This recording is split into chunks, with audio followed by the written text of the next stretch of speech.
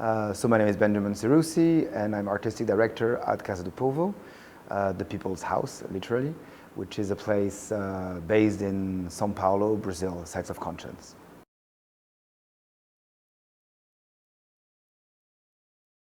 Well, that's a very interesting question. I would say that the main secret to be able to involve people in your sites is not to try and convince them of anything. So we try to base all our action on what we would call an active listening of our surroundings. So instead of bringing people to tell them what they should know, we try to put things upside down. So we invite them to let us know what they want to do. And then we try to attend their demands based on our values, missions, and vision. So we don't walk away from what we are, but we try to include what people expect from us. And for us, that's the best way to engage people. It's a more democratic way, not a populist way, because we don't attend any kind of demand. We work within our framework, but it's a democratic way. It's a way really to be sure that people can engage based on what they're looking for, and then little by little get more interested in what you are, how you work, what you do, and that's the main secret to be able to involve public, especially young people, I believe.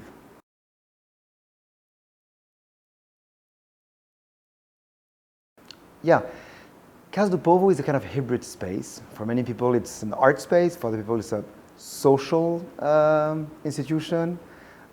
People walk by and say, is it a church? Is it an NGO? Is it? So our main difficulty is to be able to help people drop what they expect from that space and try and just get to know it. So to undo expectations is very interesting and very difficult on a daily basis. And we have to do that not only with the public, but also with our sponsors and funding in general, because everything is so divided, what goes to culture and arts, what goes to social project, and what we do doesn't work within these divisions. We believe that we shouldn't separate culture and social questions from other spheres of life. It's only one big thing. So sometimes it's very difficult to be able to find the proper funds to be able to explain to the public what we are, but we try through our communication and different platforms to be able and explain that in very different ways. But that's quite challenging, especially in Brazil today, where you're having a lot of attacks in general around any kind of social and cultural and artistic action on the part of the government.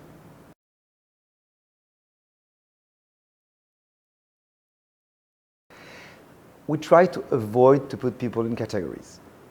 We don't work with what people would call target public. I think if you have a target public, it's fine, but it feels more like a way to look at the public as if it was a market, you know, as if I were selling yogurt. So instead of looking to a target public, I try to understand how people who come in our space have a becoming, can experience shifts in their vision of the world that they didn't expect before. And Bom Retiro, the neighborhood where we act, is very interesting because it's in São Paulo, Brazil, but it's a Jewish, Korean, Bolivian neighborhood. And so how do you work with all these people? Young, old people, poor, upper middle class. How do we work with all these people? And basically, instead of dividing them, as you would do with a cake, how can you allow people to be something else than what they're usually expected to be? So how can a young person can meet with an older person? How can a Korean migrant discover a Bolivian becoming? How can a Jewish a person, which is part of the institution since it was created by the Jewish community, can encounter other issues that can connect to him or her? So that's our main challenge, to try to avoid to divide people in categories and to allow them to be something else. And I think that's the most exciting experience, an experience of freedom with your own self.